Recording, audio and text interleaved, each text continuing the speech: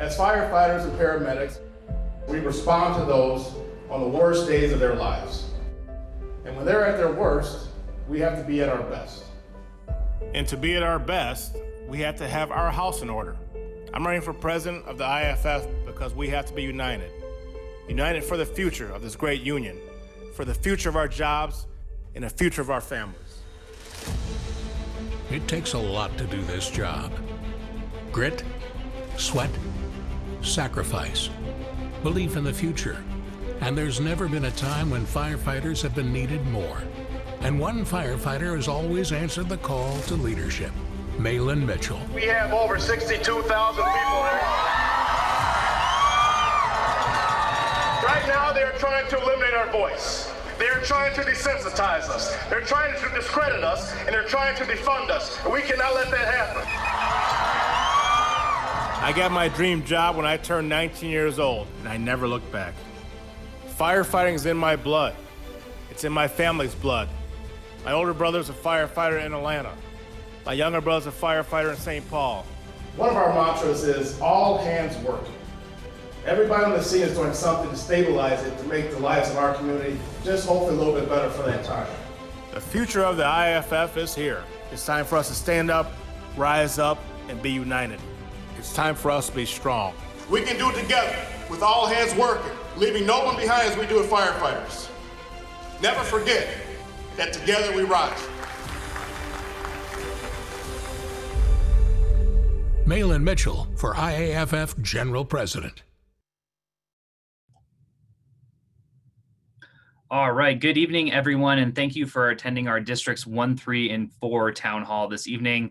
My name is Taylor Bullhagen. I'm a staff member for Mahlon's campaign for General President and will be serving as the MC for the call.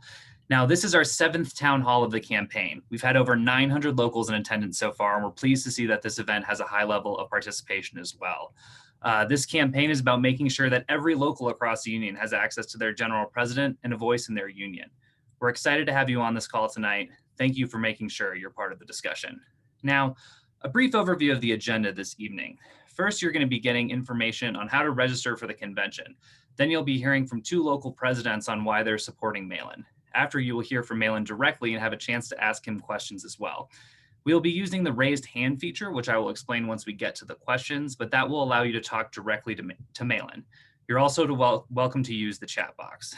I also want to quick mention that our upcoming town hall is on Monday, December 21st, and we will be having an all-member town hall. Hundreds of members have already registered and are signed up to take part in the discussion. We encourage you to forward the information to your local leadership, as well as membership, to make sure that they are aware of the opportunity to hear directly from Mahlon. Now, before we get started, I wanted to pass along some important information on how to register for convention. Taking part in convention and casting your vote for the next general president has never been easier, literally. Now, there's a couple reasons for that. First, the registration fee has dropped substantially to only $100 per delegate. Second, all of the voting is being conducted by mail. And third, the convention is entirely virtual. It's the first convention in IAFF history where pajama bottoms, boxers, or frankly nothing is entirely acceptable attire. Every single vote in this election is going to matter. This is the first opportunity that union membership has had to pick their leader and subsequently the direction of their union in over 30 years. The contrast is clear, and we encourage everyone to take advantage of this opportunity to make your voice heard. Now, we're putting in the chat box a one-pager that gives more information on how to register. And if you have any additional questions, we encourage you to contact the IAFF membership department. They're there to help. Now, let's get started. To kick things off, we have Ryan Hintz, president of the Green Bay Firefighters. Thank you, Taylor. Brothers and sisters, like Taylor said, my name is Ryan Hintz. I'm the president of Green Bay Area Firefighters, Local 141. It's pretty easy to sit back and look at why Local 141 supports Mahlon Mitchell and his campaign for general president of our great IAFF. Watching those videos before, I got to see firsthand as a young firefighter going down to Madison when we had a anti-labor governor that, put down some of the hardest union busting legislation that we've ever seen. Actually was sitting on the crowd watching this guy in his Class A's, pounding the podium and screaming in the crowd and uniting thousands of labor forces from across the state. And I actually had to ask one of the other firefighters, who's this guy? Come to find out, he's our next he is our current PFFW president. And from that point forward, I truly got to see the type of leader that Mahlon was. You know, he took that fight head on with Act 10 and in a fight that didn't even affect firefighters. Firefighters and police were carved out of it. And Mahlon will tell you more about that coming up. But from what I saw from that point forward, Mahlon's just continued to grow, honestly. It doesn't matter if you're big or small. If you call Mahlon looking for some help, looking, you know, to get a question answered, he answers every single time. And you know, the same goes with your voice, whether you're a big local or a small local. Everyone has the same pull in our state, and he's really grown our state to become one of the biggest labor forces, you know, within the labor organizations of Wisconsin. So, you know, when I sit there and look at the person that we need to lead our next, or to be our next IAFF general president and to lead our great union in the future, there's no person that I'd rather see in that seat than Mahlon Mitchell. He's the type of guy that's actually going to come through with product and not blow smoke up our ass. And it's about time we see somebody like that. So with that, I'd like to introduce President of Local 36 DC Firefighters, Dabney Hudson. Thanks, Ryan. And as Ryan said, I'm Dabney Hudson, President of Local 36, District of Columbia Firefighters Association, a proud charter member of this great IAFF, in which we're all a part of. Mahlon asked me if I would introduce him tonight, and I was more than happy to do so. It's no secret that our union, our great union, has seen a great divide over the last few years. We've got members on every side, each side of the fence, looking for answers and looking for someone that can bring us together, that can help push the collective voices forward. Mahlon's going to talk about it later tonight, but the work that he did in the PFFW, he took a divided state association and brought everyone together, pushing forward and moving the collective values of all of the affiliates in Wisconsin forward. He's shown great results. We need somebody that's worked in both places with collective bargaining and right to work states. Mahlon has that. Mahlon understands the challenges that our smaller locals have, as well as the issues that our big locals bring and need help with. We're at a time where we need somebody that can pull us together, that can move us forward. Just this afternoon, we all received an email from a brother, an affiliate leader here in the 4th District. He reached out to everybody questioning some of the things that have been said in this campaign. He called Mahlon a brother in one line and a liar in the next. These are the very things that work to divide this union, not things that work to bring us together. In times like this, we need somebody with strong leadership, with a voice that everyone can connect with, that can bring us all together and move this great IAFF forward. Local 36 was proud to unanimously endorse Mahlon, and I'm proud to introduce him tonight as our next general president. Thank you, Brother Hudson. I appreciate the introduction. I'd also thank my brother from Green Bay, Ryan, second best football team in America, maybe.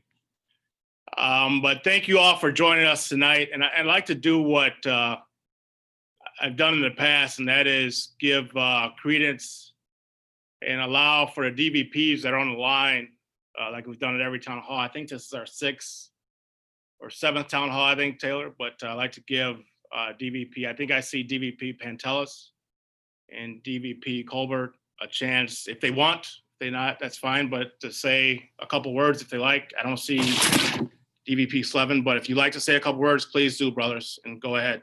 I'll call on DVP Pantelis first, and then Brother Colbert, if you'd like to say something. Sure. Good evening, Brother Mitchell. Thank you for hosting this town hall for the 1st, 3rd, and 4th District. We look forward to hearing what you have to say. Thank you. All right, brother. Yeah, I'll echo that sentiment, Mahlon. Guys, thanks for getting on and participating, whoever's out there from the 3rd and 1st and 4th. And thanks for showing a little vested interest in this democratic process that we're involved in. Thank you, guys. Thanks, DVP Colbert and DVP Pantelis. I don't think I see Brother Slevin, but if you're there, brother, please say a word if you like. All right, well, let's get after it. And I'm going to try to keep it short so I can take any questions that you may have tonight. But thank you all for joining. And Thank you all for being part of this. As Brother Colbert said, a democratic process, because that's what it truly is. And I'll tell you, first of all, my name is Mahlon Mitchell. For those who have not had the pleasure to meet, I'm currently state president of the Professional Firefighters Wisconsin. I've been in that post since 2011. I'm also president of my local here, our central city, which is our capital city in Wisconsin, Madison. I've been in that post since 2014. I still currently serve on the job. I'm a lieutenant right downtown, our station downtown, where the lieutenant and the local president is housed. We're local, about 500 members. We got 400 members that are Madison proper, and we represent 13 contiguous cities in Madison. So we're bargaining 14 different contracts. My team and I, at any given time, any given moment, with everything else we all deal with as far as local officers and local presidents. So we stay pretty busy with that. I also have two brothers there in the fire service. My younger brother's up at St. Paul, Minnesota. My older brother's down in Atlanta, Georgia. I still serve on the job, been on the job for 24 years. I love it. And the fire service is in my blood, it's in my bloodline. But why am I running for general president of our great union, the IAFF? And that's why we're here. Well, I actually believe our union is great. And we are 324,000 members of the best men and women, in my opinion, that you can find on planet Earth. We've organized 123,000 of our members in just the 21st century, so we're continuing to grow. You know, you'll hear other candidates say that we need to take back our union. And I don't know what take back our union means. I believe that we have a strong union, a union that actually leads the way in so many things, a big, bold, strong union. And we're leading the way when it comes to cancer research, leading the way when it comes to presumptive benefits, leading the way when it comes to our SOPs, things I use back at home, our MFAs, municipal financial analysis, and our GIS mapping studies, disaster relief funding. And at the federal level, there's the DROGA Act, as well as our cancer registry, and the IAFF and the executive board being able to get the PSOB benefit for our brothers and sisters who've died from COVID-19, which we have 21 thus far. By way of being a local and a state president, I have what I need by way of programs and services from the IAFF. Matter of fact, I believe that we are the baddest union on the planet. And we lead the way in so many things that we talked about, but there's more that we can do for the future. You look at our Fight Back program. You look at the gold and black brand that many coveted, many wannabe and current elected officials want in Canada as well as US. We are a great union, and I believe right now we need a leader that's going to bring us together to bridge this divide that we currently have within our union so that we can tackle the challenges that are ahead of us, and they are many. We have COVID-19 that we're all dealing with all across the country and in the world. Civil unrest all across our great country. Our brothers and sisters dying of cancer at crazy rates every year. Our brothers and sisters looking at taking their own lives because of what we see over time and the cumulative effect of our jobs and how it affects us, and affects us all differently. So we have many challenges ahead of us, but we also have to seize upon the opportunities that we have. And there are many as well. So I believe that we need leadership that brings us together as one united IAFF, for not just now, but for the very long foreseeable future. A quick story.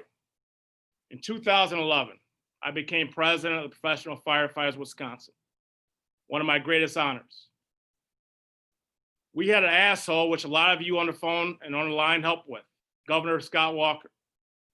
We had an asshole come into the state and be our governor. He said, I'm going to divide and conquer the unions. Those were his words. I'm going to come after public sector unions first. I'm going to leave police and fire exempt, so they'll be infighting. And then next, I'll come after private sector workers with right to work legislation. He did exactly what he said he was going to do. Right now, Wisconsin is a right to work state. But what he did not expect is for us to stand up and stand out as firefighters. Nowadays, a lot of times you hear the word solidarity thrown around. Back then, we were just calling it the right thing to do. Matter of fact, Governor Walker met with myself and the WPPA, which is the Wisconsin Professional Police Association, and my counterpart, the president of there. He said, I don't want to see you at the rallies.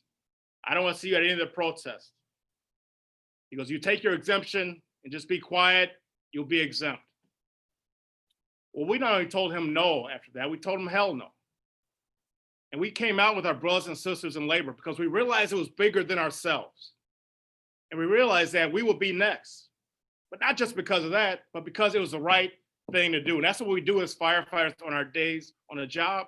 And that's what we do as union leaders across these two great countries that we serve. But what a lot of people didn't know is that as a professional Firefighters Wisconsin Association, we were at a crossroads. We had a district vice president at the time that would not talk to the state president about anything. Quite frankly, they did not like each other.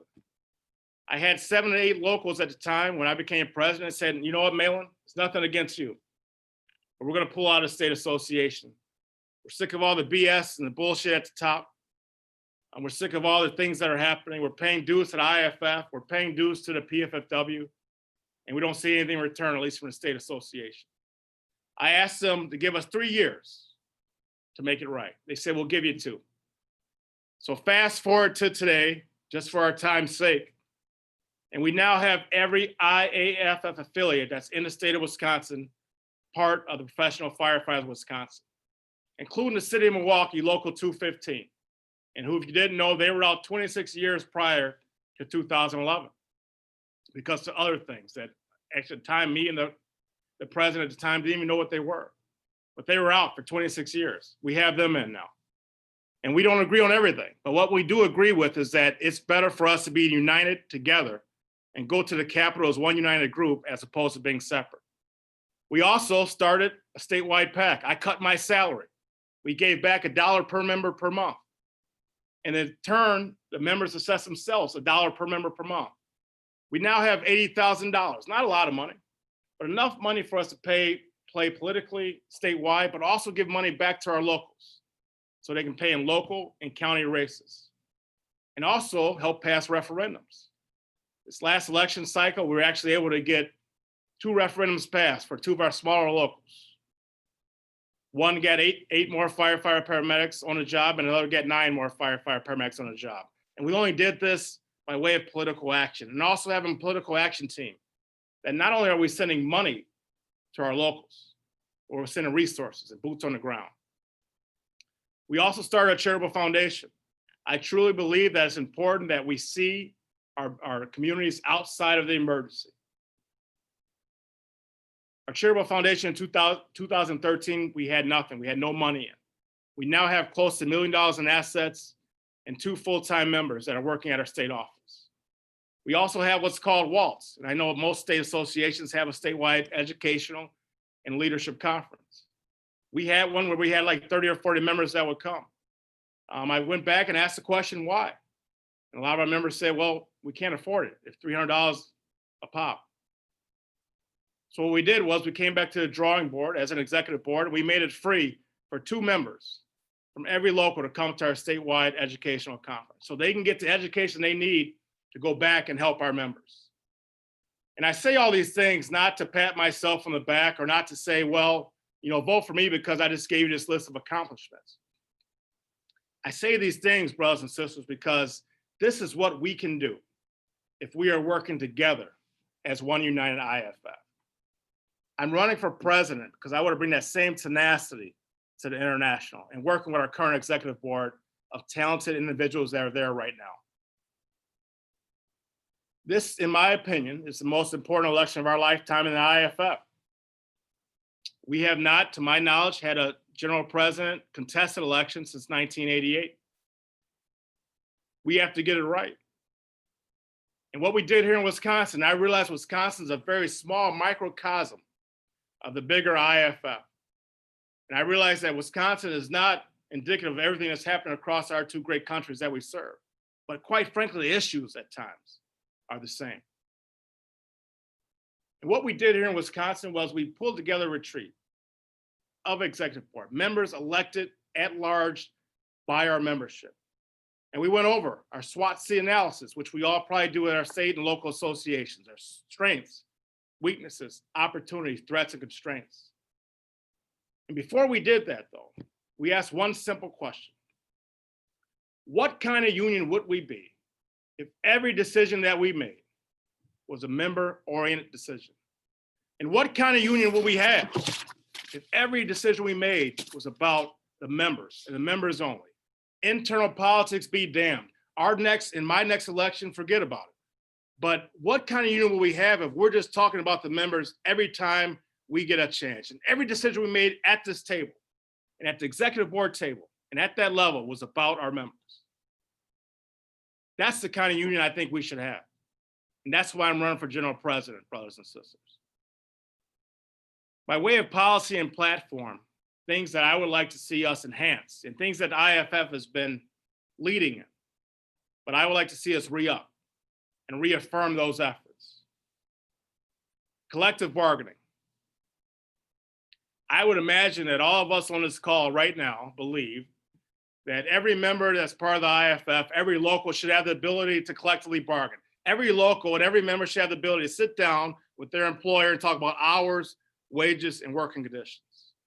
And I would believe we can all agree on that. The IAFF has done great work when it comes to collective bargaining. We have not got it done yet. I will work my ass off to make sure we get that done. It came down to a Democratic Congress, quite frankly, that didn't pass it.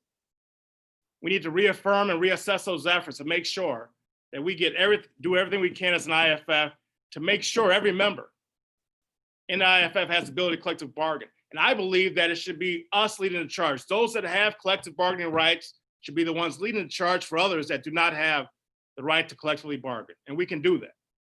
I have a great relationship with Joe Biden. Kamala Harris, when I ran for governor in 2018, she actually endorsed my campaign. I've known her since she was actually Attorney General of California. So I don't have to hit the ground running. I'm already running. And we need to make sure that the next general president of the IAFF has a relationship with the next incoming president of the United States of America. Speaking of things we need to change and make sure we enhance. We are losing too many brothers and sisters when it comes to cancer.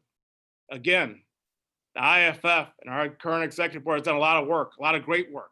Our cancer registry, things that I have helped lobby on, and we've all probably lobbied on at Capitol Hill, that's a great step. Big data for the future.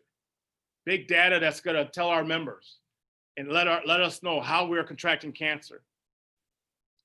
But I believe when it comes to cancer, we need to do the same thing that the IAFF did when it came to NFPA 1710, when it came to 3, 4, 5, or 6 on a rig, when it came to low, medium, to high hazards, and how we can make ourselves safe so we can in turn make our communities safe.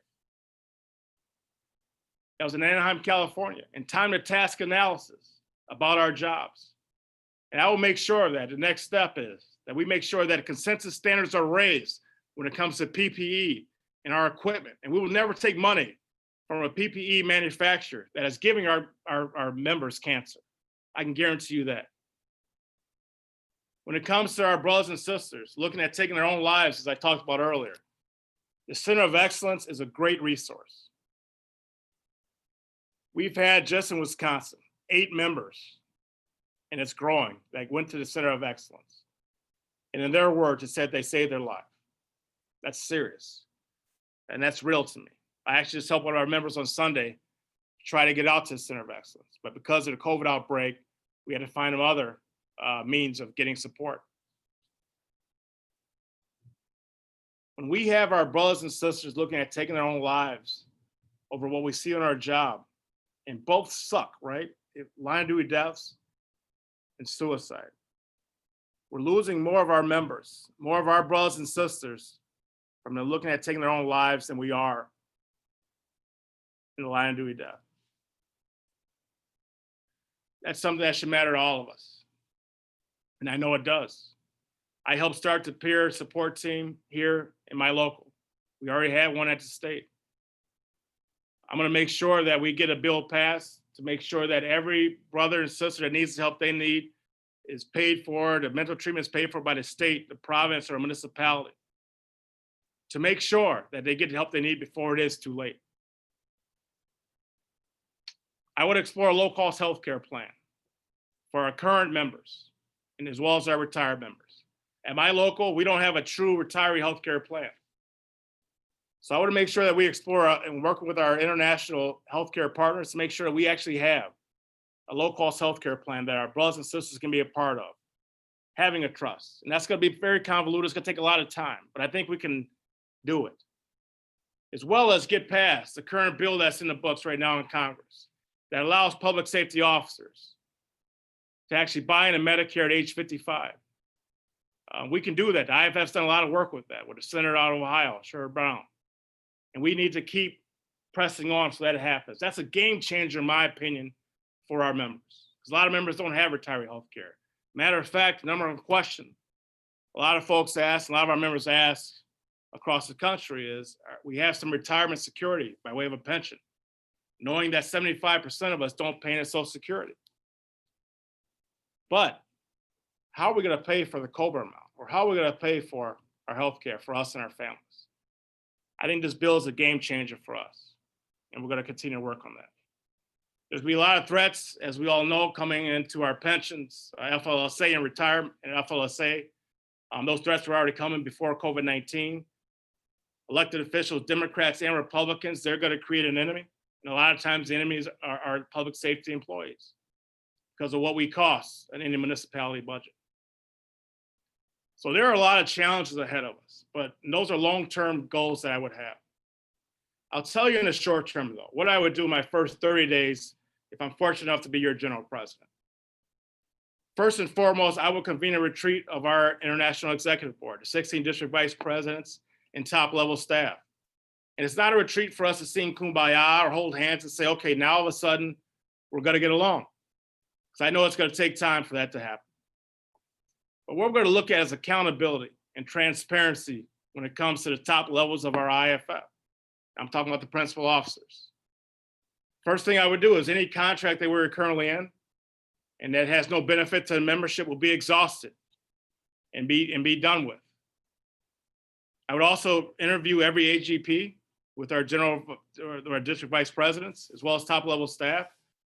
And those reforms we need to make and those things we need to streamline will be done. Right now, it takes at times 4 to 6 weeks to get a municipal financial analysis. I get 4 or 5 a year at my local. We can do better than that. And we can do better by way of committing more resources to that effort. I would also look at the pension systems at the IAFF. It's something that's been a bone of contention for us for a little while now. And I will do a comprehensive audit, which is being done, just so we're clear. A comprehensive audit of our 3 pension systems at the IAFF. And with those findings, I'm not going to release them to the New York Times or the Washington Post or all these blogs that don't give a shit about us. I'm going to release them to actually the members like yourselves, local leaders, state and provincial officers that actually know what's going on so that we know where our money's going and how it's being spent. I will also do the same when it comes to our annual budget, about a $75 million budget and some change. 54 million of that is covered by per cap. I believe that there's a $20 million sweet spot. It's my opinion. And I'm going to make sure that our members know where the money's coming in and how it's going out. And every dollar that we spend at the IAFF should be accounted for. And every dollar we spend at the IAFF, the members and local leaders should know where that money is being spent and how it's coming in and how it's going out. And they should be able to convey that back to their members. I would also look at our endorsement process. There's no way that we're going to be able to interview 324,000 members. But I believe there is a way to make it more transparent because I have many, many conservative members like you all do, I'm sure, at your local, that don't understand what gives when 4 years ago there was a post in a pre-primary poll that actually we didn't endorse anybody. But 4 years later, we endorsed Joe Biden a day and a half or 2 days later without much fanfare. Now, just so we're clear, I am 100% in agreement with the endorsement of Joe Biden. I think he's done a lot for firefighters. I think it's a smart move. I think, again, he's seen us do our jobs. And I believe there's no better champion that we could have as president than Joe Biden. And I've gotten some flack for that, but it's just what I believe. But I do believe that we need to have a process that's open, that's fair, and that our members can, if they choose to, be a part of. So what I will do is actually have a poll. And in that poll, it would go through the district vice presidents. The district vice presidents, the state and local officers will actually poll our members that want to be a part of it. And through those findings, they'll come back through DVPs back to the International Executive Board. And from those findings, we will make a decision, or more informed decision. Now, we're elected to lead, so we have to do that. But once we lead, and once we make that decision, our members need to know why we made the decision, and it has to be transparent, it has to be clear, and it has to be honest in its approach. So that's what I would do as far as our endorsement process. And last but not least, I will make sure that any hiring that the GP or GST have, that we would make a recommendation to the executive board. That recommendation of the hiring would actually be vetted by our executive board, and they will make the final determination on that hiring. I believe that gives more power and influence back to our members, because our district vice presidents are elected, obviously, by our membership. So I would like to give more power back to our executive board. So those are some of the things that I would do short-term as well as long-term for our union, if I'm fortunate enough to be your general president. Now, many people ask me, and I talk about this on every call, I'm not just talking about it right now, but there's been an email that's been sent out, and I talk about the path to victory. A brother has questioned my numbers and my math, and that's his right. I wish he would have called me, because that's what I would have done. He has my number, but he didn't call me. No, he sent out an email to everybody to call me a brother initially, and then later call me a liar or dishonest. And that's fine. I've been part of politics before. I understand how this works, but I thought we were better than that. But apparently some of us are not. So you can call me what you want, but I'll tell you, I don't lie. I don't have to. The message that I've put out there, and the message that our members are hearing, apparently some don't like that it's resonating with a lot of our members. And I'll tell you, the 100,000 member that we talk about is those endorsements that we currently have. It's those endorsements that we currently have that we're sending out. We get 2 or 4, 5, 6 endorsements a day. We only send out 2 or 3 a day, if you notice. It's also those endorsements of people that say, you know what, I don't like the endorsement process at all. Now, let's all remember, we have not had a process like this since 1988. So we're all experiencing new territory here. So a lot of our locals do not like the endorsement process at all, because they don't like getting calls. They don't like actually having their name out there. They feel like they should be able to vote the way they want to vote, and that's their right. This is a democracy. And fourth, and definitely not least, is I've been told by a lot of members that they don't want to be part of this because of some of the intimidation tactics and some of the threats that they've gotten from other folks that are running for office and running for general president. I personally have not been threatened. I have not had any retaliation against me at all. I'm just telling you what I'm hearing from others. So I take them at their word, as well as you should take me as mine. But you don't have to. But I'll tell you this. We have the support. We have been told by over 100,000 members that we have their support when the voting is casted. That's what I can tell you. And there's no reason for me to lie about that. We've been endorsed by as far as Washington, D.C. on the East Coast, and many other locals that want to go unnamed. And you know what? That's their right. When someone asks me, hey, you have our support, but I don't want it out there because I don't want to deal with all some of the BS. I'm not going to tell them, okay, well, that's fine, but I'm going to put your name out there. I'm not going to do that. I've been endorsed by many locals, as you can see on our website, in the 10th District, in California and others, many in Canada, and everything else in between. And everything's going to matter. And you know what I believe in this process is it's going to get somewhat ugly. And when I mean ugly, it's going to do what democracy does, and it gets ugly. But at the end of the day, we are all brothers and sisters in this whole game, man. We are. And I've known Brother Kelly, I know Brother Tracy for a long time. And I wish them well. I wish no ill will on them at all. But I'm not sending out emails to combat what they're saying. I have no time to look at their numbers because I have to worry about talking to every one of our locals that I can reach out to possible in 24 hours. So I'll say this. This is gonna be, in my opinion, a close race. You and everyone on this call have the right to vote for whoever you want. And if I'm your general president and you do not endorse me, I will work my ass off for you because that's my job. I believe in servant leadership. And with servant leadership, I don't like that term at times because our chiefs use it in Wisconsin all the time and they really don't mean it. I believe in actually, when I'm going to DC, if I'm your general president, I'm not there to be your boss. I'm there to work on your behalf.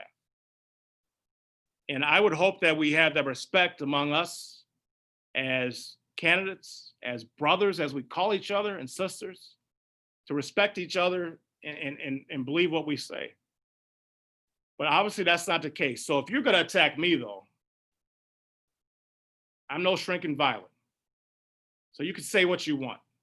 You can send out emails about anything you want. But believe me, what I say, my word is my bond. My father always said a man should be about his word, and I'm about my word. There's no reason for me to deceive the members of this great union. I would not do that. If I did not have the votes that I put out, I wouldn't say it. So there is a path to victory, I guess is my point. And I'll tell you this, I'm asking all of you on the line right now to unite and join me and to defeat what's dividing us. I'm asking you not to take back our union because I don't believe we need to take back our union from anybody. This is our union to make bigger, better, and stronger for the future. And in my opinion, we can only do that together as one united IAFF. And that's why I'm running, brothers and sisters. That's why I want your vote.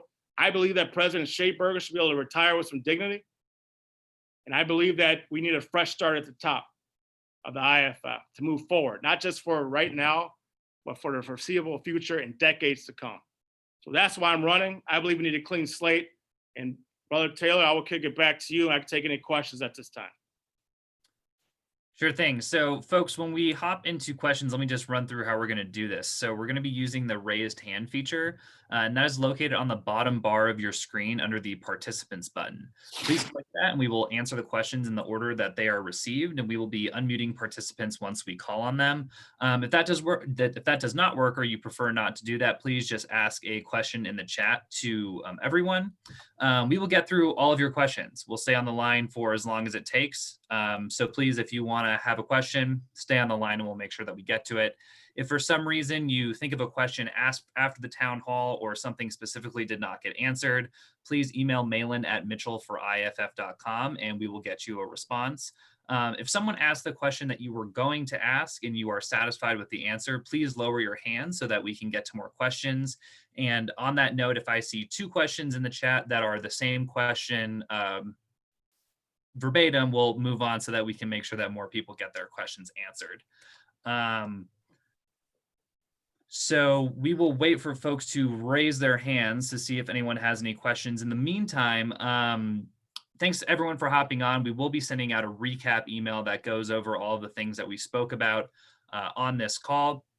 That will include ways to get involved, as well as our Facebook, Instagram, Twitter, those type of things. If you like what you hear, please forward the message to other folks, either in your union, in your region, or in your state. We would like to get the message out on Mahlon's campaign to as many folks as possible, so we encourage you to do that. So it looks like we have our first question here. We're going to kick it over to Billy Cabral. Apologies if I mispronounced your last name there. Hey, Mahlon. What's up? Billy, what's going on, man? Not much, pal. Hey, listen, I heard your speech, heard what you had to say. And my question is we're all here as basically voices of our locals, correct? And if our local took a position to actually endorse a candidate, would you go to said delegates and say, you can still vote for me?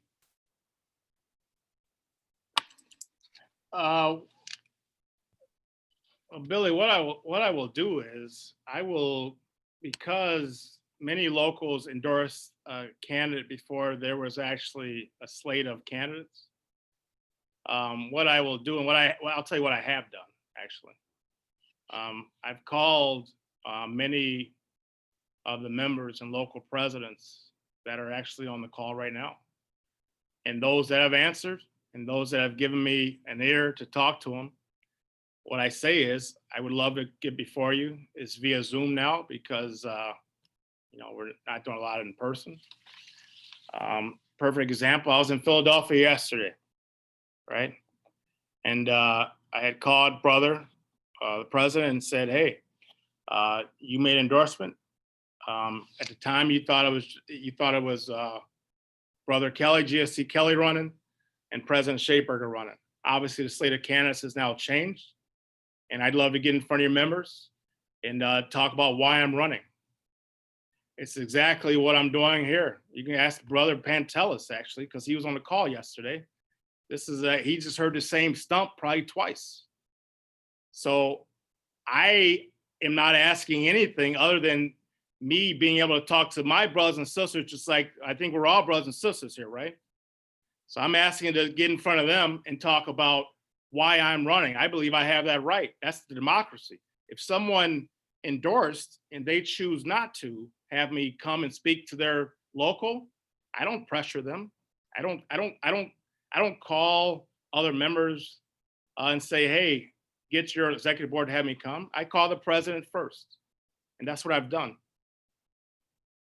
So I believe that everyone, it's up to the local president. We have local autonomy for a reason, Billy. And if a president and an executive board chooses to have me come in and speak, that's their right. Right? Or no, you don't agree with that? No, you can talk to anybody. My thing is at least out here in my land. What's out here? You know where I am. I'm from Massachusetts, brother. You know me. Okay, Massachusetts. Okay. I know where you're from, yeah. So out in Mass, if our local takes a position on something, and then they tell the leadership, the local leadership, hey, this is where we want to go on this. That's the ball that the local leadership carries, even if it's against their own beliefs. So I heard you talking before about like people that have endorsed that feel uncomfortable. If that's their locals' will, I think it's ill will to go and say, hey, I know your local voted this way, but bring it to me, because I get what you're saying. It's a democratic process, but it's a democratic process. But we hear from our people. Our people don't get to vote. We're their voice. That's just my thing. I don't really want to get back and forth. You know what I mean? But that's. Well, you asked me a question. I get to give an answer and a rebuttal. Oh, 100% you do. Go for it. I'd love to hear it. This is my Zoom, right? So I guess my point to your question is, and just to tell you that I can talk to whoever I want to talk to.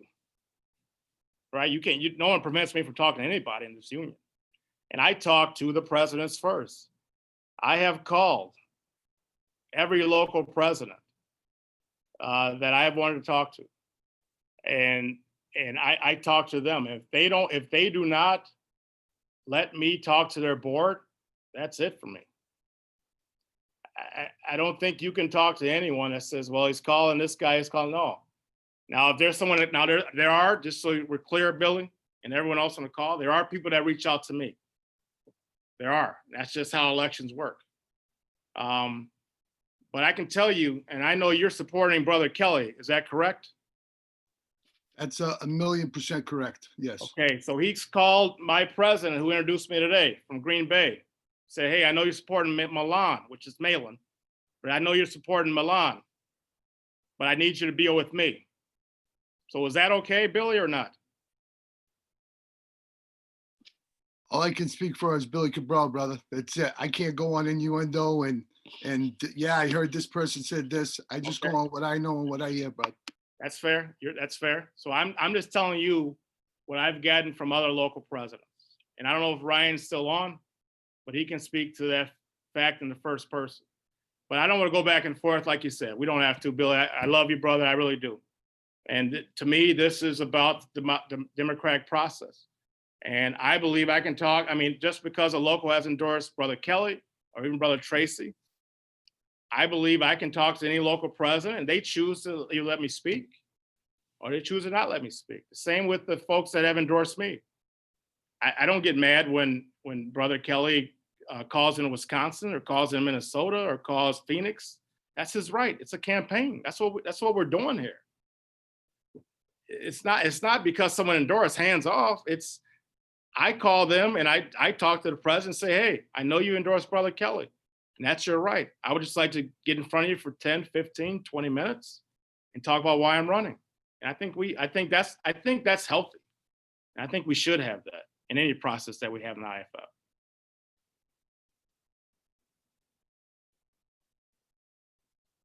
Who's next? All right, so let's move on. I got a direct message. This is from, he doesn't have his hand up, it looks like, but from an Ed Priest. Max, we could find Ed here and unmute him for his question. Right there. He's right there in the left corner, I think. Got it. Mahlon Ed Priest, New Britain, Connecticut. You know, I'm reading the email and the letter that came out and some of the stuff you talked about during your speech, and I had the fortune of sitting through your interview with the UPFFA, Connecticut State Association as well. The threats, and you know, it says another reason that I have support is because of the threats and intimidation. This is the first I heard of this, and that is unfortunate. And it says the backlash is driving support our way from locals who have publicly endorsed. And I don't want to be the same on Billy's question, but you know, it said a man should be about his word. And if somebody publicly endorsed and then changed their endorsement, would that be going against their word? What's your thought there? My thought is that I didn't do it. I mean, if a local endorsed, and I would imagine we all are governed by our constitution bylaws or our board policy. I'm just going by what brothers have said to me. I'm not making it up. I'm going by what they said to me. So if someone endorsed and they have endorsed early, or in their opinion, that's early, and they decide to change their endorsement, I don't believe that there's a lot of people and locals that are going to change their endorsement. What I'm saying is there's a lot of folks that have endorsed early that are saying, hey, these are their words. It's not me asking them to do it. They're saying, hey, we came out early. We didn't know some of the things that are happening. They're waiting for the EPC report. Maybe DVP Pantelis can give more vision as to when that's going to happen. I'm sure he's not going to. But these are people that have, and brothers and sisters that have come to me and said that. Now, I do call everybody. I believe it is my right. And you tell me, if someone on this call, tell me if I'm wrong, that I shouldn't be calling districts that have endorsed Ed or states that have endorsed Brother Kelly or Brother Tracy. I'm doing District 1, 3, and 4. I know the majority of the folks on this call are with Brother Kelly, but I believe you chose to be here. I didn't make you be on this call. I believe that's my right to be able to talk to you about why I'm running for General President of the IAFF. If you don't want to be here right now, you don't have to be. You're here because I believe you want to hear why I'm running and hear my vision for the IAFF. If Brother Kelly or Brother Tracy did a district meeting in Wisconsin in our 5th district, I'm all fine with that. You guys are, I think, brother, you're taking it as I'm saying it. I'm telling you what I've been told. And you need to talk to, as Brother Billy said, I can only speak for myself. I'm talking about who has told me things, and they would have remained anonymous, and I'm not gonna breach that trust. There's no reason for me to do that. If people don't want to endorse, they don't have to. If people don't want to come out and publicly support anyone, they don't have to. It's gonna come down to the democratic process, which is a private vote, which we will have after convention, a mail-in private vote. And then the members will decide who the president is. And I'll be the first to shake, whether it be Brother Tracy's hand or Brother Kelly's hand, and say, anything I can do for you, let me know. So that's what this process is. To me, we're arguing about things that, it's democracy. I can't talk about every rumor. If you want, we can, but I'm talking about when it comes down to the end, brother, it's gonna come down to a vote, and the members are gonna decide. And then they decide, then we move on, and I'll move on. If I'm your president, I'm gonna work my ass off for you. If I'm not, I'm going to lend my hand to the president, whoever that is. I'm not leaving the IAFF. I love this union. The union's not about me. It's bigger than Ed Kelly. It's bigger than Mahlon Mitchell. It's bigger than President Shateberger. And the union, we're all on this call right now. We're placeholders in time for the future. Hopefully my son gets on a job. If he doesn't make it to the NBA or the NFL, which he thinks he has a choice, which he doesn't. But he's got to be on his job, and I hope we make it better than where we found it. That's what I'm trying to do, brother. I'm not here to argue about who said what or who did that. Every local does things differently. That's why we have local autonomy. Hey, Mahlon, I just want to say that maybe mistook what I was saying. And I do believe it is your right to speak to everybody. And it is my choice to be here. Like I said, I was fortunate enough to interview all the candidates with the state association. And I'm still interested in what you have to say. So I want to sit here and listen. And I'm not trying to go back and forth on who endorsed or who asked you or has told you that they were being threatened. My only point was if a man should be about his word, then a man's endorsement is his word. And to turn back on that endorsement, I think you're turning back on your word. And again, like Billy, I don't want to go back and forth. I wasn't trying to get you into whether you had the right to talk or not. I believe you do. And I thank you for doing it in your time. Thank you, sir. All right, well, we got a few more hands raised. Let's hop over to our next question from Robert Beatty.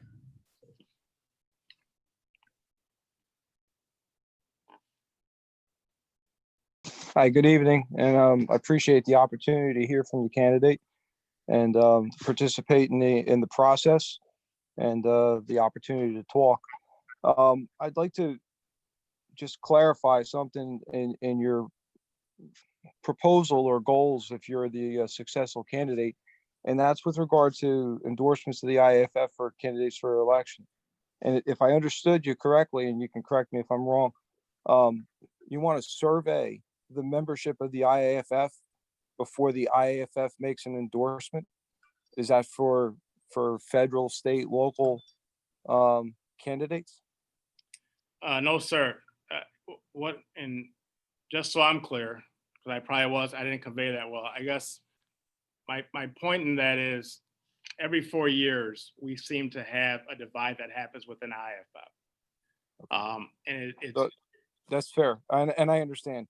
Yeah, it's around the presidential candidates. What happens in the U.S. Senate and congressional and statewide races? Normally, the state association or the locals and the DVPs drive that, because it's about if I come to the IAFF say, hey, we want to support candidate X for U.S. Senate, they're gonna vet that person and they're gonna ask questions why, and then they're gonna interview that person, and then we're normally driving that. When it comes to president, that's not the case, because that's an at-large, if you will, election. So I'm saying just for presidential elections and in Canada, the prime minister, that we have a baseline poll, not a survey poll, same thing, a poll that if our members want to be a part of it, they can be. But at the end of the day, I know our members, we're not going to please everybody. I'm not trying to be naive enough to say we're going to please every member, because we're not.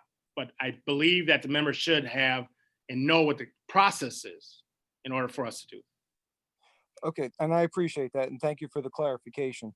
But I'm not new to the union. I've been a member of the IAFF for 21 years. I've been in the fire service, and not unlike your son potentially, my father was an IAFF firefighter, local affiliate leader, and an elected member of the state association.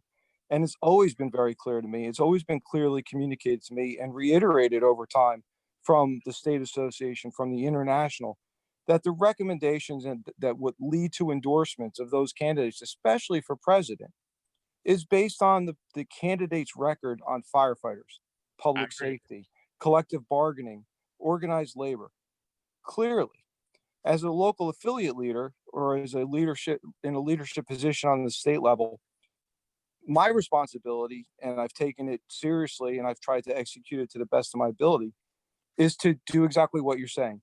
Educate my members, our members, and the members I represent as to what the endorsement is all about. And the endorsement stands on their record on firefighters, public safety, collective bargaining, and labor. Period. and to separate the social issues, the passionate issues, the personal issues from the candidate. Furthermore, and I can't say this enough, an endorsement by my union has never been a mandate as to who I am to vote for. It's always been where the candidate stands on how I earn my living, how I provide for my family. And if there's other issues that the candidate stands for in conflict with that I feel passionate enough about, it's my right to vote for whomever I choose. I've never been told otherwise. I've never been threatened otherwise. I've never understood otherwise.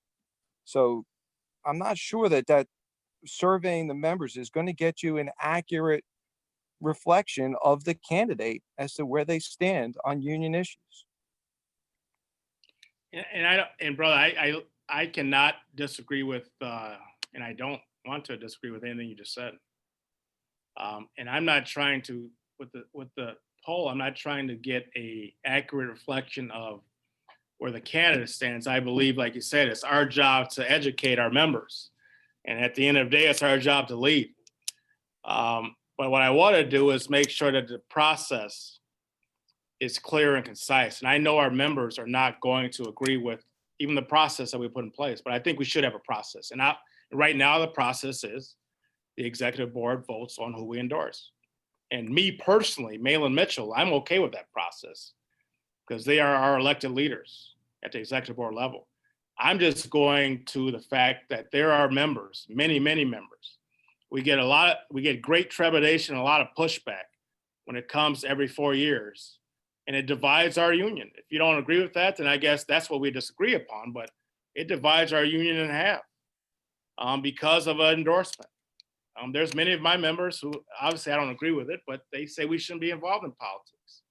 I mean, I've said it before and I'll say it again. We can endorse Jesus Christ himself, and we will have members say, hey, we shouldn't be involved in religion, or, you know, I'm with Pontius Pilate, or I'm with Caesar. I mean, we're going to always have our members that do not like anybody we endorse. I've talked to many, many southern states, obviously, many states up north. Many they don't think we should be in politics. It's about hours, wages, working conditions, and health and safety. But a lot of members don't realize at times that, and I'm not just talking about, I'm talking about leaders, local leaders, that look at it that we shouldn't be involved in any federal level politics, especially when it comes to president. So I believe that it's an educational component that we all have to be better at. I know I can be better at it. And I talked to my members at the state level about why we endorse a certain candidate.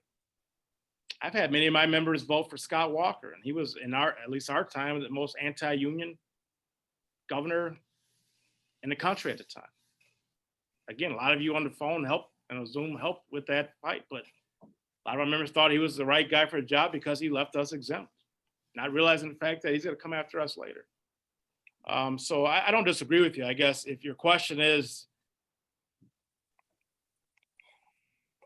not so much a question, just a clarification. I think if we invite all those personal, social, and no, I don't. No. into who we endorse. You know, I mean, as a dues paying IAFF member, I put a lot of faith in my DVPs, my executive board, and the full staff, especially the legislative staff at the International in Washington, whose job it is to evaluate all the candidates and make their recommendations to the executive board as to who is and who is not on our side, who does represent our best interests at that federal level. And I think our record of the candidates we've endorsed and what they've, stood for firefighters and for labor speaks for itself. As a local affiliate leader, that's my responsibility to inform my members and respect their right to vote for whomever they want, just to make sure that they understand. And I think every local affiliate leadership on this call that's taken the time to hear from the candidate, whoever the candidate is, whether we endorse you, haven't endorsed you, considering endorsing, it doesn't matter. We're engaged in the process. We're compelled to bring that information back to our membership. I agree. I don't think inviting that feedback is going to serve your purpose, and that's just my opinion. It's up to us to bring the information back to our membership and get the feedback and make sure that whatever endorsement we make reflects our local and our locals' issues and our locals' concerns and our locals' needs. And that's if it sounds like it's not a question, it's really just a statement. And I can't thank you enough again for the opportunity to be a part of the call. And the greatest part of being a member of this union is the opportunity to be heard. So thank you and have a good night. No, thank you, brother. And I just so I'm clear, I'm not trying to talk about the social issues, the gays, guns, and God. I don't think we should be involved in those at all as a union, actually.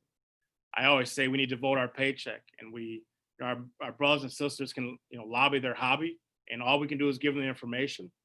And we have many, many conservative members here in Wisconsin. I can tell you, they don't call themselves Republicans necessarily or Democrats, but many of our members don't like politics. You break up politics, poly meaning many, ticks meaning blood-sucking creatures. So a lot of our members don't believe we should be in politics, but I'm telling you that I believe we need to have a standardized process. So if our members want to be involved in their union and who actually we endorse, at the end of the day, like you said, we have to lead.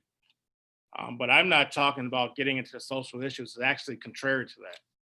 I want us to talk about health and safety of our members and our families, how we can do our jobs better when it comes to PPE and equipment, how we can help prevent cancer and illnesses and sickness of our members physically and mentally when it comes to behavioral health, how we can get collective bargaining for all of our members across the country, as well as how we can take care of our members' retirement security, and so that we can all have a healthy retirement when we leave. I'm not talking about the social issues at all. I can give an example as to how I do that at the state, but we'll maybe do that later. But I don't want to talk too long because I've talked enough, and I want questions to be asked if people still have some. All right, well, let's move on. We have a question from DVP Colbert. Thank you, Mahlon. I wasn't going to talk, but I heard you say something, pal, that I got to take exception to. Edzo calling up the local president from Green Bay and mispronouncing your name as Mahlon. I've known you for 10 years, pal. Me and Edzo have known you collectively for that 10 years. The three of us have been in each other's company many, many times. I've never heard Edzo mispronounce your name. So I don't know what the intent of was that, whether he was being disrespectful. No, that never happened. You guys all, I mean, I didn't, that wasn't the point of my spiel, Jay. It was that it was back to the point of, I think, Brother Priest, when he said that, if someone endorsed, why am I calling someone that's endorsed? No, you were referencing the call. Mahlon, let me finish. Mahlon has been called by a lot of people across the country. I've been called Malcolm. I've been called Mahlon. I've been called a lot of things. That wasn't about that. That wasn't the part of the call. Edzo was calling Mahlon a lot, but that's no problem. He doesn't mean by disrespect. I've been called a lot different names. Malcolm, yeah. I didn't mean it. The point of that was Warner Brother Priest's call about me calling other people that have endorsed. No, I know what the question was. I didn't have any problem with the question, okay. Man. I had a problem with you referencing Edzo mispronouncing your name. That's disrespectful. He's not disrespectful. He didn't mispronounce your name. We've been in each other's company 100 times. He knows your name. He knows the pronunciation. He wouldn't do that. That's a fabricated story. Well, I'm not saying you did it, but whoever told you that story, that Ed Kelly mispronounced your name, is full of shit. All right. He might be on the call right now. I don't know if Ryan got off or not. Well, I guess I don't want to sit here and talk about I hope he is, my name, because he can set the record straight, because that never happened. But you weren't there. How do you know? Because I know the man, and I know the man knows your name. I wasn't there, so I'm just. So if he's going to call a state in your union to solicit a vote, is he going to waste the call by saying your name incorrectly when you know he knows your name? That never happened. That story never happened. You repeated a fable. So you don't think that call ever happened, you're saying? What I'm saying is the call may have happened. Ed Kelly never mispronounced your name to one of your locals soliciting their vote. That's what I'm saying. So you've got an issue, or he's got an issue with his believability, because Ed Kelly would never do that, and he's never once done that. And just so you know, Jay, that wasn't the point of the story. I'm not saying Ed was trying to. Point. I know the point, but you interjected. You interjected that like it meant something, and you mentioned it twice. Mahlon, it never happened.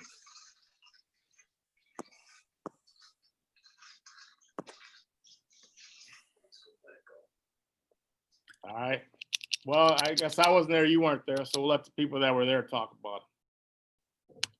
All right, well, let's move on. We have a question from Carrie Sullivan. I appreciate the effort to have collective bargaining for all locals. In Indiana, we have a fire merit system and have fought on the state level to ensure that all firefighters can have the protection of a merit system to do away with the buddy system of hiring and promotions. Do you have any opinion on any kind of federal level of a fire merit system to ensure the best candidates are hired or promoted? I'm sorry, can you ask that question again, Taylor? Sure. So I appreciate the efforts to have collective bargaining for all locals. In Indiana, we have a fire merit system and have fought on the state level to ensure that all firefighters can have the protection of a merit system to do away with the buddy system of hiring and promotions. Do you have any opinion on any kind of federal level of a fire merit system to ensure the best candidates are hired or promoted?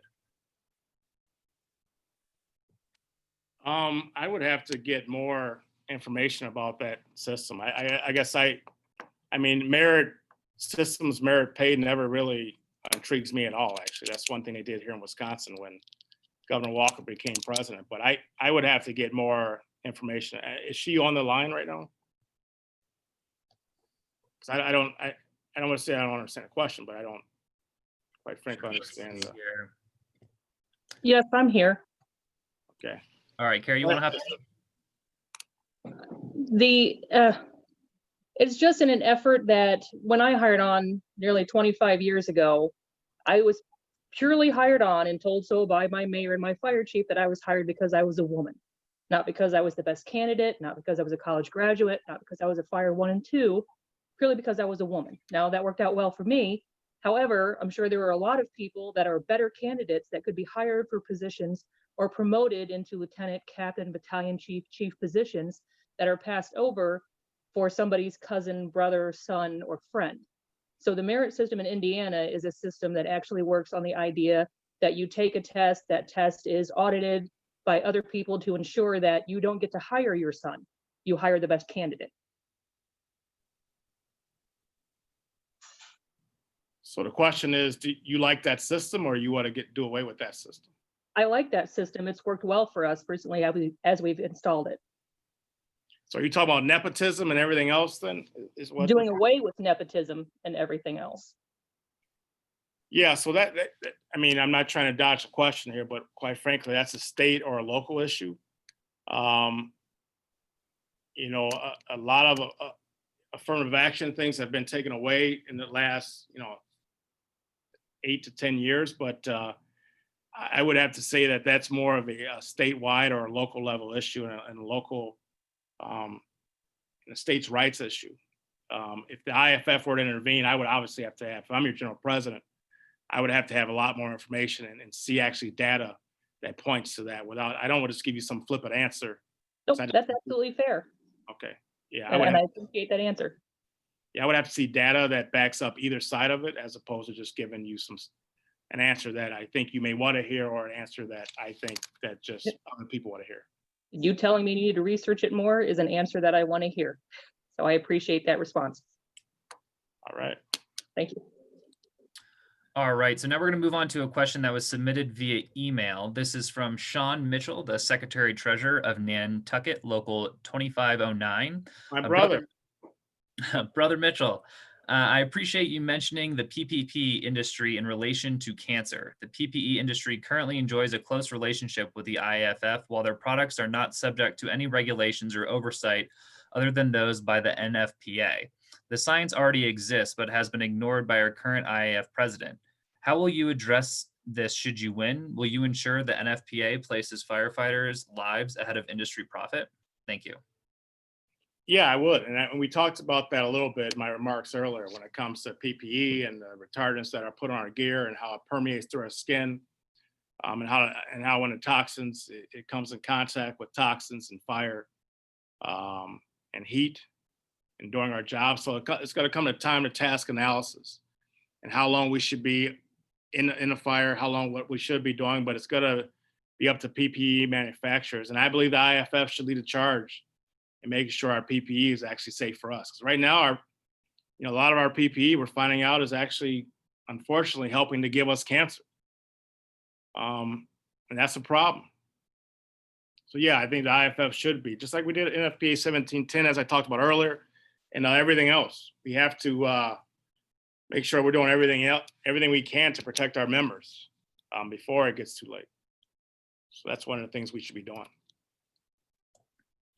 All right, perfect. So we have a few more questions that are going to be coming up, but real quick, we want to run a quick poll past the group here on the Zoom. So the question that we're going to ask is, are you registered for the convention yet? So go ahead and fill out the poll real quick. We'll give everyone some time to do so. It looks like we have about 20 folks who have been registered so far. We have about 15 to 20 no's. We'll give everyone about 20 more seconds to fill out the poll.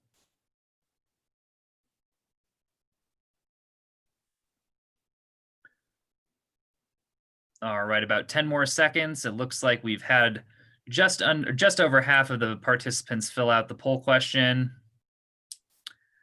All right, we can go ahead and cut it off right there. So it looks like about 36 folks have registered for the convention and 20 folks have not, and 1 person is in progress. So folks, the reason that we bring this up is, again, to just point out how important it is to register for the convention. It's never been easier. Like I said in the opening remarks, the voting is all going to be done by mail and the convention is entirely virtual. It is the first chance for you to pick your general president in close to 3 decades. So we encourage everyone to take the time, register for the convention. The registration fee is only $100, and make sure that you cast your vote for whoever candidate that you would like to have lead your union moving forward. So let's hop back into questions after that poll. And we have a question from JT Pennington. Hey, brother Mitchell, how are you? Good, man. How you doing? Good. Just so everybody knows, I'm the new president of Pennsylvania Professional Firefighters. And I got a question. We were questioned a little bit ago about the politics. You said at the end of the day, we have to lead. So you as a candidate for GST, you talk about the brotherhood and you talk about all the negative stuff that's going on. There's lately, when this first started, there was negativity coming out all through social media platforms. Now there is more negativity and bad blogs coming out and different stuff, people with their different opinions. And we have a lot of mutual friends, and I see some of your mutual friends who are working with your campaign and stuff like that are sharing all that negativity. Now you want us to think that you're a different candidate. You're all for the brotherhood. You're for, let's lead, let's make this better, and your vision for the IAFF. Would you come out on public record? How come you haven't come out yet and say, stop the negativity of the negative blogs, stop sharing that kind of stuff? It's an embarrassment to the IAFF. It's an embarrassment to all of us.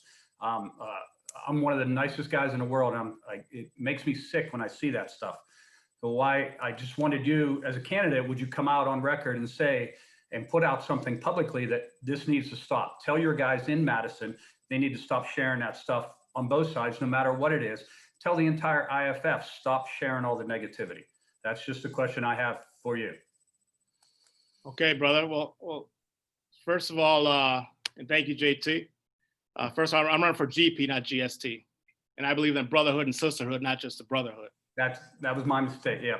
That's no mistake. I'm just want to make sure you quote me correctly. And second of all, and third of all, actually. I know what you're running for. It was a slip. No problem, no problem. Just third of all, let's make sure we have the record clear. Third of all, I don't control what someone else puts on Facebook, man. I didn't ask that. I asked, would you come out as a candidate making us, you're saying you're different and you want us to believe that. Will you come out on record telling the IAFF members to stop doing that? To stop reposting things that have been leaked to the press by other folks that are in the IAFF, you mean? Everything, total, everything. Are you going to come out and say that our GSC should stop leaking things to the press? I don't know that he did that. I don't know who's doing any of it. I see your members in Madison, who I'm mutual friends with, that are reposting stuff that is coming out that is negative, that is total to the IAFF. So I'm asking you as a candidate, and you want us to think that you're different, will you come out on record and tell people to stop sharing the negativity? It's a black eye for the IAFF altogether, all around. We need to get past that. Will you as a candidate come out and say that? I actually believe that it's not a bad idea. I think that me and Brother Kelly and Brother Tracy should all do that together. All 6 candidates, actually. We should do that together. So yes, I will. But I think we should do it all together. I think that will show one unified IAFF. So I'll promise you this, brother. This is what I'll promise you, JT. I will call Brother Kelly. I will call Brother Tracy. I will call Brother Markley, Brother Lima, as well as Brother Lamonda, and we will put out a joint statement together. And I will initiate that call, and I'll do that tomorrow. Matter of fact, well, it's 8 o'clock here, so I will do that tomorrow, and I will ask everyone that if we put a joint statement, I'll even write it. And I agree with what you're saying, so yes. Thank you. All right, let's hop over to our next question, and we'll go with DVP Pantelis.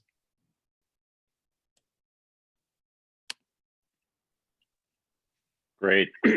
Thank you, Brother Mitchell. How are you? Good. Good to see you again. Good to see you again. So I guess real talk and a question, and a difficult question.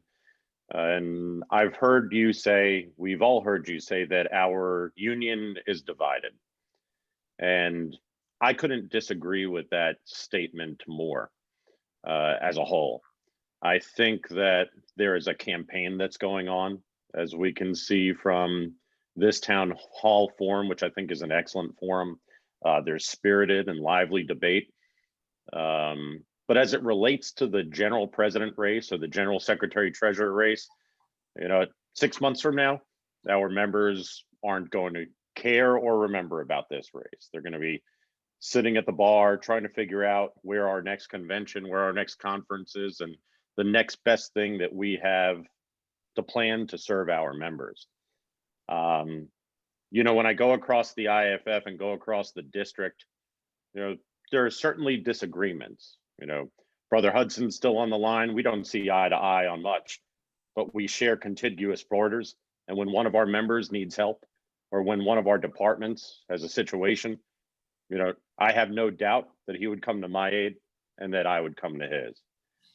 You shared some blows or exchanges with Billy a few minutes ago, but you could go share a beer, tomorrow night if it weren't for the COVID-19 pandemic. And I think you would see that same situation repeat itself across the entire IAFF.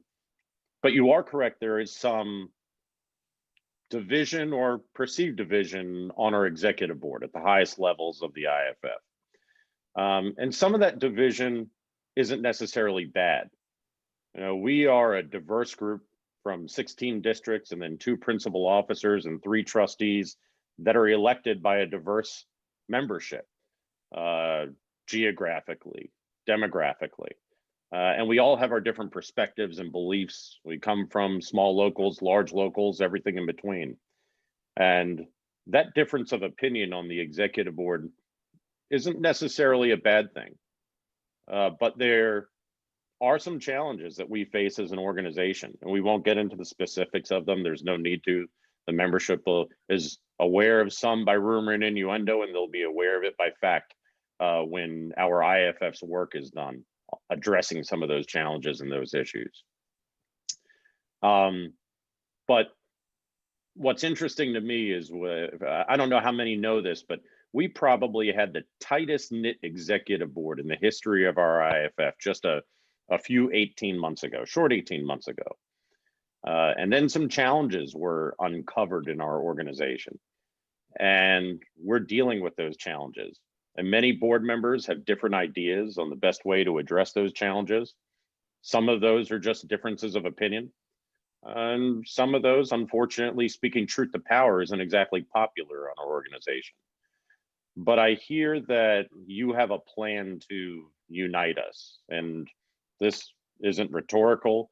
I've heard you make comments about a retreat and a SWOT analysis, and many of us have studied leadership. Those are, great concepts and buzzwords, but what would your real talk plan be to bring together a board that, quite frankly, and a leadership team that will need some healing, that will need to be brought back together to lead our organization on behalf of our members? I'm really interested in hearing that perspective. Well, let me ask you this, brother, if you don't mind. Sure. You brought up Brother Billy. Brother Billy was very clear in who he's supporting. Who are you supporting for General President of the IAFF? I'm going to be supporting Ed Kelly for General President. Okay, so that's where the question's coming from, just so I know. Okay. So I don't believe in buzzwords. Matter of fact, when I talk about servant leadership, and just so you know, yesterday you told me you're staying out of it, you're not supporting anybody, just so you know. When I was in Philadelphia. I did not say that. And yesterday in Philadelphia, you didn't say that you're not supporting, you didn't say that you're staying out of this race? I said outside of my district, I'm not liking things on social media. I'm not sharing things on social media. But when I am asked by a member in my district or an affiliate of my district, I tell them very clearly. There are other district vice presidents that are being very public, that are putting out videos. We're in this town hall. This is probably the most public forum that I've made that statement. But if any of the affiliates in the 4th district ask me who I'm supporting, I haven't shied away from that. And that's fine. And I'm not, obviously you have the right to do that, brother. I just will make it clear that, yesterday when I was in Philadelphia, you kind of made it clear, you told me that you're staying out of it. Well, that's not staying out of it, what you're doing right now, but just so you know. And that's how but let me make my statement. You're putting words in my mouth about staying out of it. I said I have been keeping a low profile in this race. Okay. But so we're parsing words now. Okay. So what I mean when I talk about bringing us together, it's us being truthful and honest in our approach. Sure. Right? Yesterday you told me that you were staying out of it. Today, obviously you're not, and that's fine. But that's how we cut through the bullshit. Right? So I'm not here to argue with you or Brother Colbert about who said what. I'm here to talk about my vision for the IAFF. My vision is this. You could say that a SWOT analysis is a buzzword, and to you it may be that. To me it's not. To me it's real. Maybe you have been part of unions that are perfect or unions that have had no problems. I have not.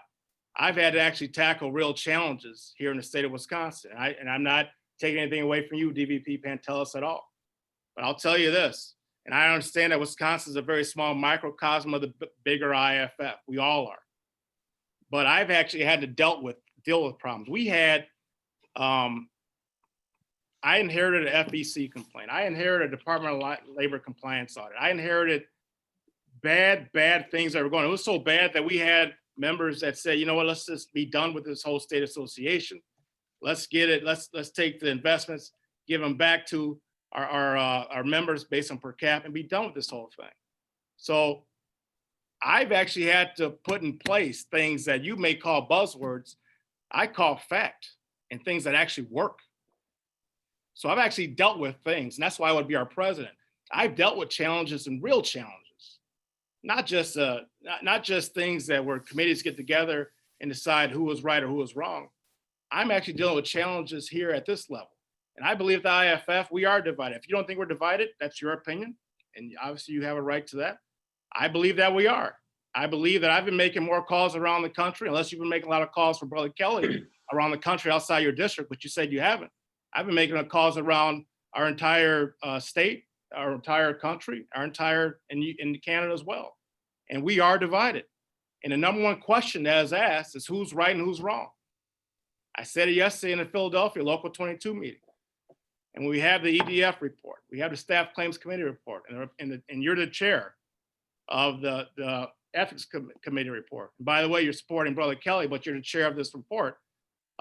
We are divided. And I'm not saying you can't do your work because you're supporting Brother Kelly, just so we're clear. I'm not saying that.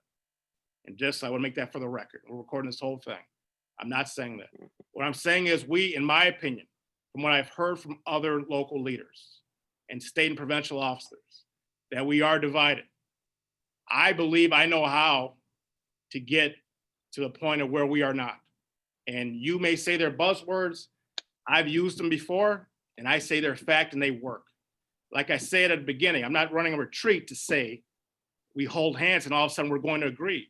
And if you don't believe that you are divided as a board, well, I guess the other district vice presidents that have talked to me, they must be lying then. And you're telling me the truth is what you're telling me.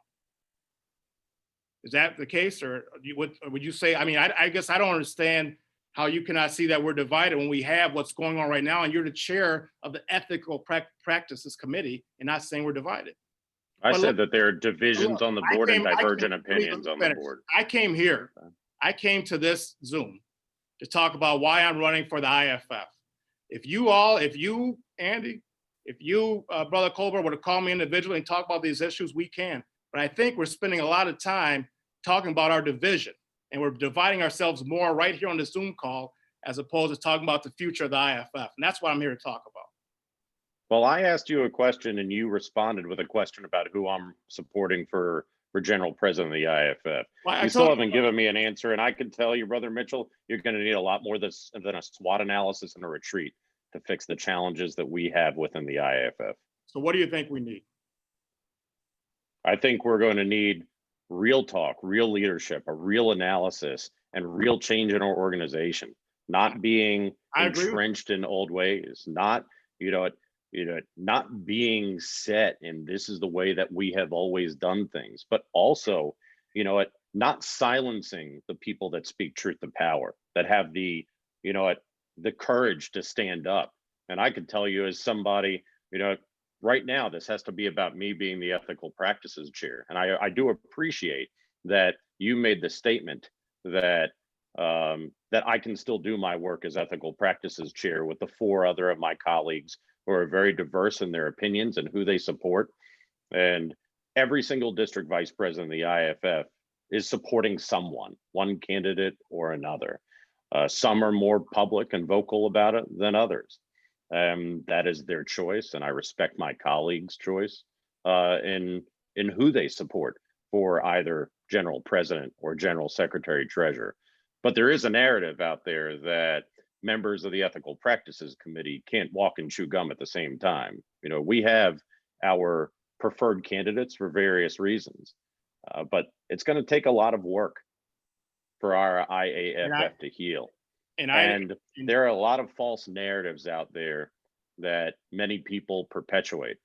And I'm proud of the fact actually that many members don't know all of the challenges that we have because of the strong work that the committee and our executive board are doing to address the challenges. And it's going to take a lot more work. And as you said, I believe you can do your work and support a candidate. I mean that in my heart of hearts. I really do. But what I'm saying is that a SWOT-C analysis, I'm not saying that's a cure-all to end all. What I'm saying is you have to start somewhere.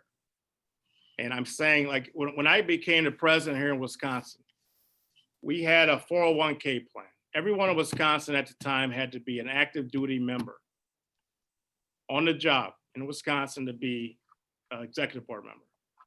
We had a 401k plan that, quite frankly, our state association could not afford. That came out of us coming together at a retreat and realizing and reimagining our union and looking at it differently than what it is. So I agree with you 100%, DVP Pantelis.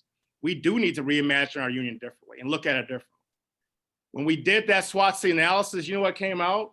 Was the path, the strategic plan that came out that we did every 5 years. We took it from the executive board. We put our changes in. We took it to a local officers meeting. They put their changes in. We took it to our entire membership at a convention. They put their changes in. That essentially made our Bible for the future. So I'm not saying that one thing's going to change everything. I think I was pretty clear in saying, like, we're not going to all of a sudden sing Kumbaya, but you have to start somewhere. And that 401k plan that was too expensive, I took it away from myself. We no longer have that in our state because we all have a pension. We're all most of us are part of 457 plan. So I took it away from myself because the union could not afford it anymore. We fulfilled our obligations because we are a union, but from 2012 onward, no one else got it. So I'm 100% transparent when it comes to things like that and everything. So we took it away. So my point is that we have to start somewhere. And I believe working with the district vice presidents like yourself, that we can get the job done. I believe we have a talented set of brothers at the IAFF level that can get the job done. And I believe that we have to start somewhere in order to get back to just brass tactics of our members and taking care of our members and asking a simple question that I talked about earlier, and that is, how do we, and what kind of union will we be if we have member-oriented decisions? Once all this is done, once you guys are done with your work, which is important work, not taken away from that, needs to be done. What kind of union will we be if we go back to actually taking care of all our members? That's where I'm at. Thank you. All right, let's move over to our next question. This is from Rich McKinnon.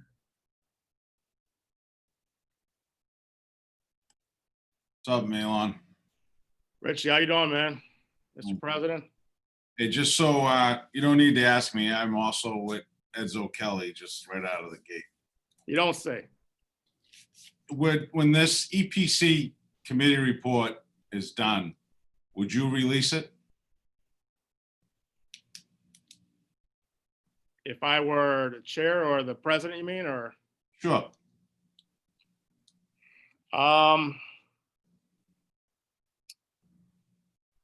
the members? Yes. Yes. To the membership, yes.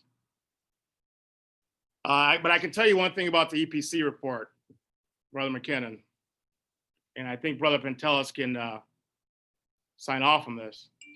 I'm not in it. Am I? Andy, am I in the report? Well, one thing that What can you answer? Listen, Am I in the report? You know, one thing that I'm very proud of is that the Ethical Practices Committee has not had any leaks in our organization. So I'm not going to comment on the EPC. And I'd really like to stay in this town hall, but if this kind of devolves into a conversation about the EPC, I'm going to have to sign off, gentlemen. I didn't bring up, and sister. I did not bring up the EPC report. Brother McKinnon did. He asked me a question. All I said was, I'm not in it. And I said I would release it to the members. I gave a direct answer. But go ahead, Brother McKinnon. No, that's it. And then to clarify your earlier statements, you had said that the GST leaked information to the media, our current GST? He said he did what he had to do because he did not believe that the executive board would do the right thing. Those were his words to mediums outside of the IAFF executive board. I don't know about that. I would imagine you don't, but I'm just telling you what was said, brother. Maybe leak's not the right word, maybe just given. All right, well, let's hop over to our next question. This is going to be from David Keene. Good evening. Actually, I did have a question about the Ethical Practice Committee, but out of respect to Brother District Vice President Pentelis, I will not ask it. I was going to make a statement, or at least a statement that I think you can respond to. So in regards to threats made over endorsements, you stated tonight that you would not give in to rumors and innuendo. Yet tonight, you stated on numerous occasions that these threats occurred without validation. And I'm just curious, do we give in to these threats and unsubstantiated validations, or are we going to continue to talk about it, or are we going to just put this to bed and not discuss it? Because I mean, that's just not how we do things where I'm from. And I'm from Lowell, Massachusetts, by the way. Sorry. Brother, I'm not talking, I mean, you just brought it up. I'm not talking about any threats or innuendos.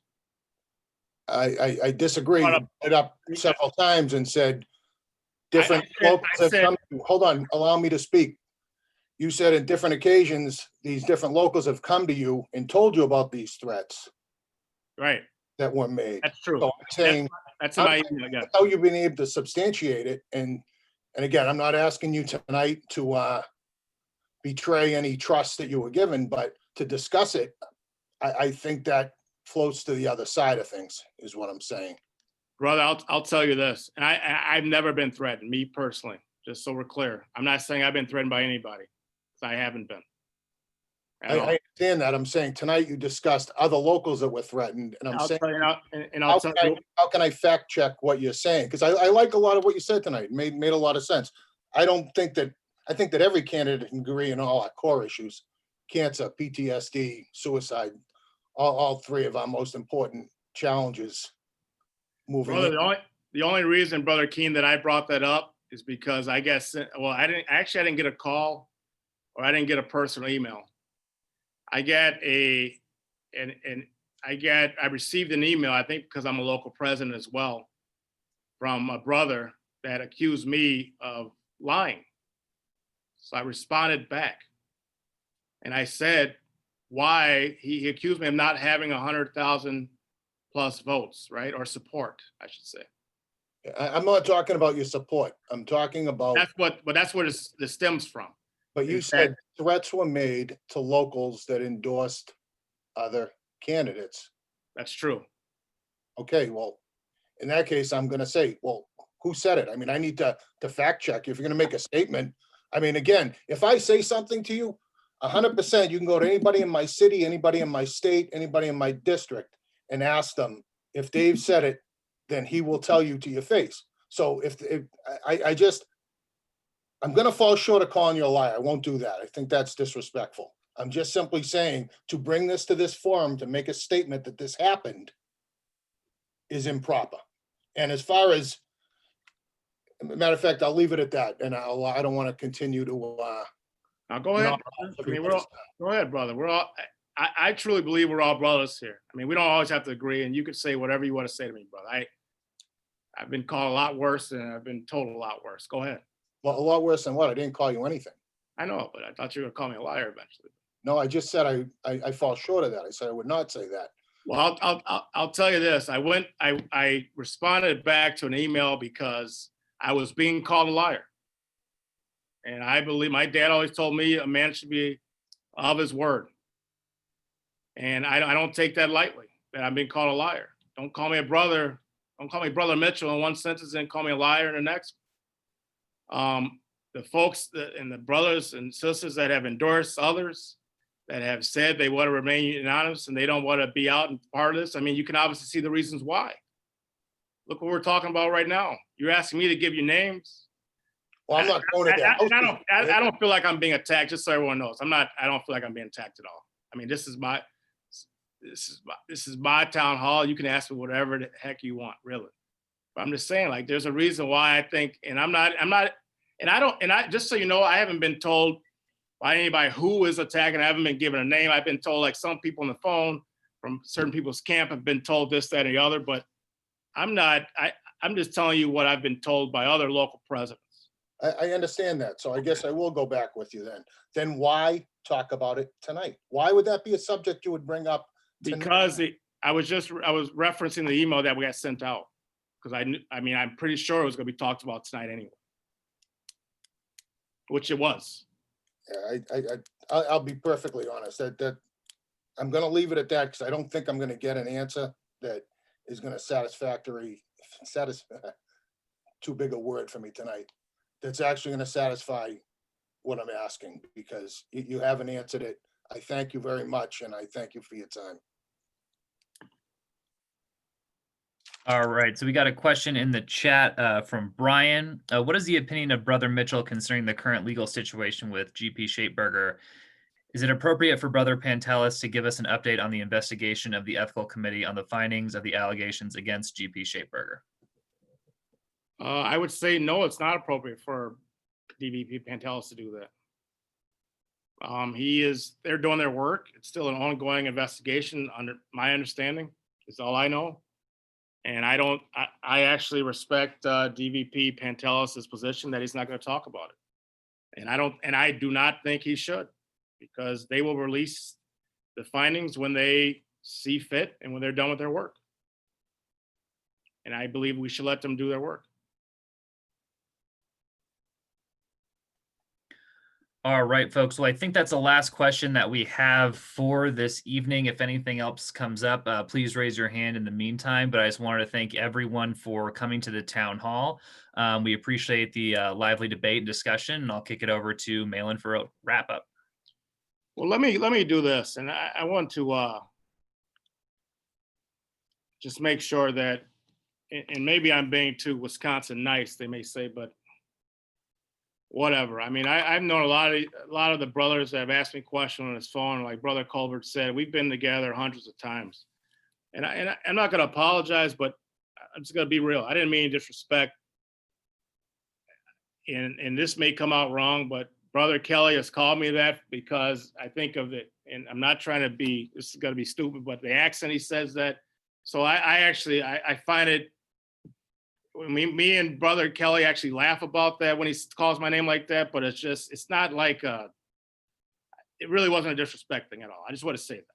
I really do.